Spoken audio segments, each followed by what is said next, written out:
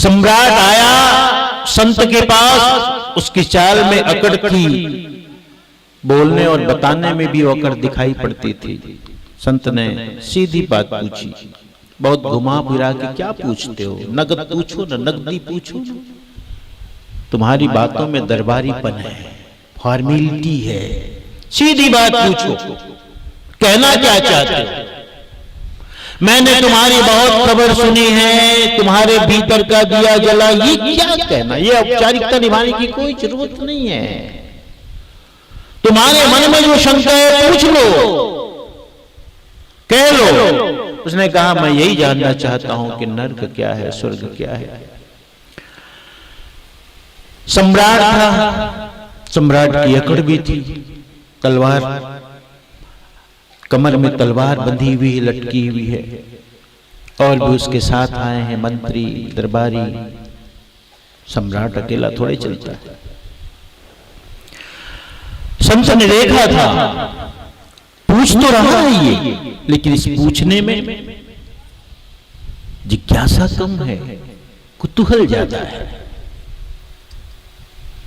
Formality ज्यादा है। तो उसने एक उपाय सोचा। उपाय ये सोचा कि इसको थोड़ा मैं भड़काऊं, उकसाऊं, क्रोधित करूं।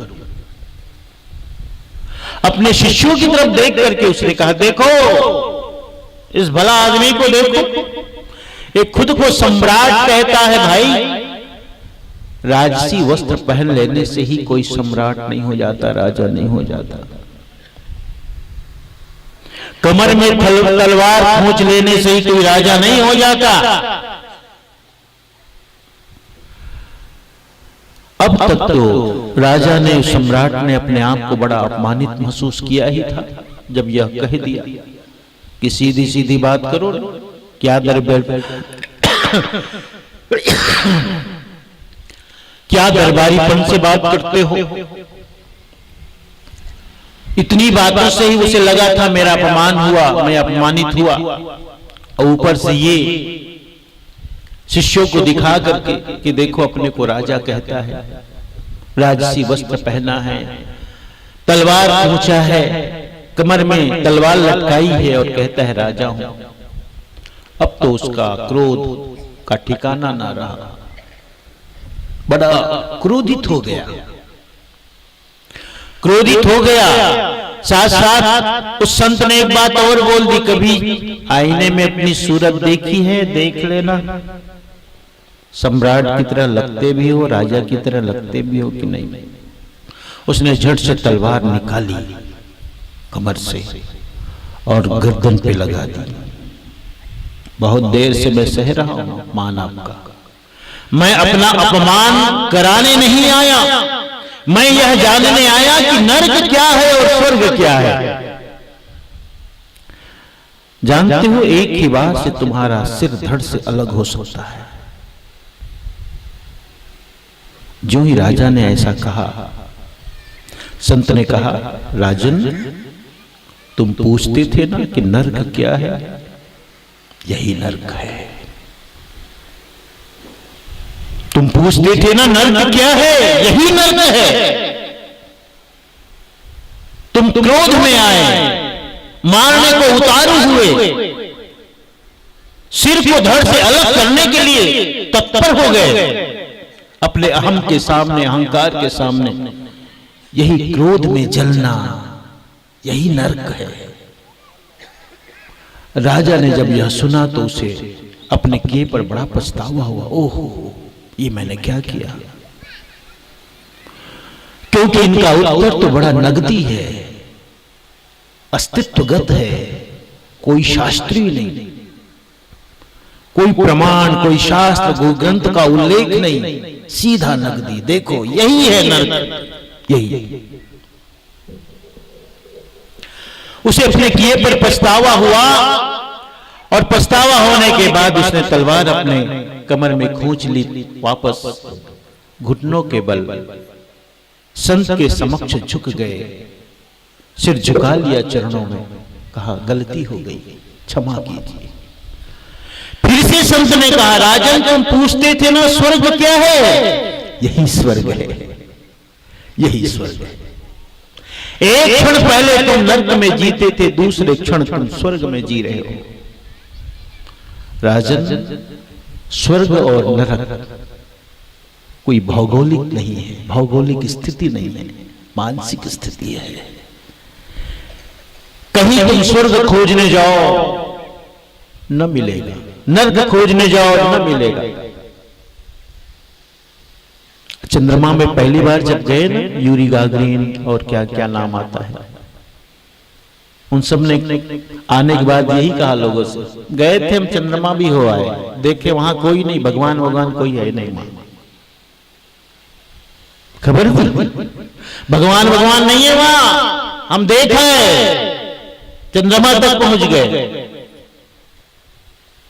स्वर्ग कहीं नहीं है, नर्क कहीं नहीं है। शास्त्रों में यदि इसका वर्णन है तो उसका मकसद है स्वर्ग का प्रलोभन और नर्क का भय दिखाकर मनुष्य को पुण्य कर्म करने के लिए प्रेरित करना, अच्छे कर्म करने के लिए।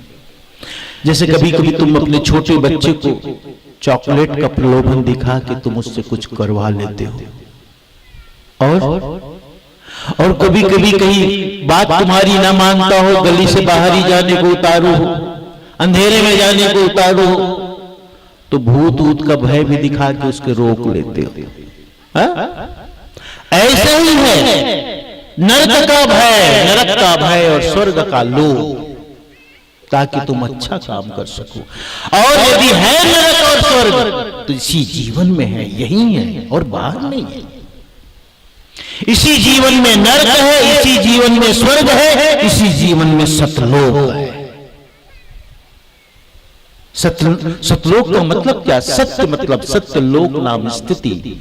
जब आपकी प्रज्ञा सत्य में स्थित हो जाती है, दृढ़ हो जाती है, अडिग हो जाती है, सत्य के प्रति गहरी निष्ठा आस्था बन जाती है, वही है सतलोक में जीना। और तुम्हारे जीवन में सुख है, सुविधा है, सब कुछ है, गाड़ी मोटर बंगला पैसा रुपया सब नौकर चाकर, यही स्वर्ग है।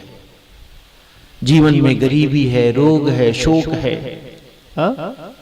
दीनता है, दरिद्रता है, यही है नरक। ईर्ष्या है, द्वेष है, छल है, प्रपंच है, चुगली निंदा है, यही है नरक। मननाथ मनुष्य हो, देखो मनन से मनुष्य बना। यह जो बोध है सिर्फ मनुष्य को हो सकता है। वह राजा को बोध, उस राजा को बोध हो गया कि नर्क क्या है, स्वर्ग क्या है। संत के चरणों में झुक गया, अपनी गलती मान ली, बोध हो गया, गलती का एहसास हो गया।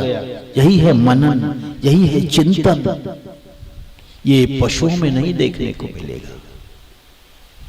कितनी तुम कथा सुनाओ, सत्संग सुनाओ, सब करो, इसी से मनुष्य श्रेष्ठ है। तो मनुष्य शब्द बड़ा ही गरिमापूर्ण है। आदमी में वो गरिमा नहीं है। आदमी शब्द बनता है अदम से, अदम मतलब मिट्टी, मिट्टी यानी शरीर मिट्टी है, खोल है।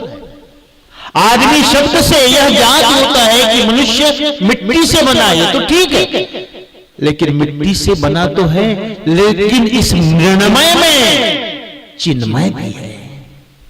इस मृण्मय में चिन्मय है। यह ज्ञात दिलाता है मनुष्य शब्द। इसलिए मनुष्य शब्द श्रेष्ठ शब्द है, आदमी से श्रेष्ठ है। इसलिए मनुष्य बनना थोड़ा कठिन है। मनुष्य का शरीर लेकर के कोई मनुष्य है ये कहना ठीक है। मनुष्य बनना कठिन है, आदमी बनना सरल। जिसके अंदर मनन नहीं है, चिंतन नहीं है, ध्यान नहीं है, विवेक नहीं है, वो आदमी है। लेकिन जिसके अंदर मनन है, चिंतन है, विवेक है, विचार है, वो मनुष्य है।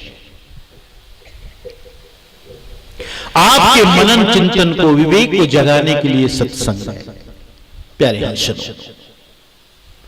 तो आपको अपने मनुष्यत्व को समझना है, जानना है। आप सबसे श्रेष्ठ हो, संतों ने बड़ी महिमा गाई है मनुष्य जीवन की।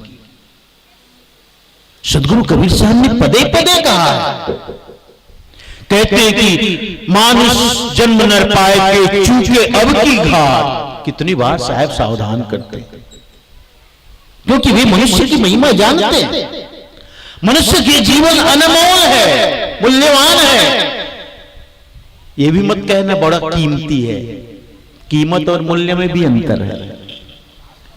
कीमत उसकी होती है जो बाजार में खरीदी जा सकती है, जो बेची जा सकती है, उसे हम कीमत कहते हैं। जो बाजार में उपलब्ध है, जो मिल सकता है, जो चीजें मिल सकती है, जो खरीदी जा सकती है, जो वस्तु बेची जा सकती है, उसकी कीमत है। लेकिन जो न खरीदी जा सके न बेची जा सके, वो मूल्यवान है। इसलिए मूल्यवान चीजों की कोई कीमत नहीं होती। मनुष्य जीवन अनमोल है, इसे जानने की जरूरत है, समझने की जरूरत है। ले बार नहीं हो, इस तो आ गया वो देख ले, वो इस गफलत में मत रहना। इस बार तो ऐसे ही हो गया साहब, अगली बार नहीं। इसको जानो, ये परमात्मा का गिफ्ट है, उपहार है, धरोहर है, अमानत है। तुम्हें दिया है, बड़ा भरोसा करके दिया है।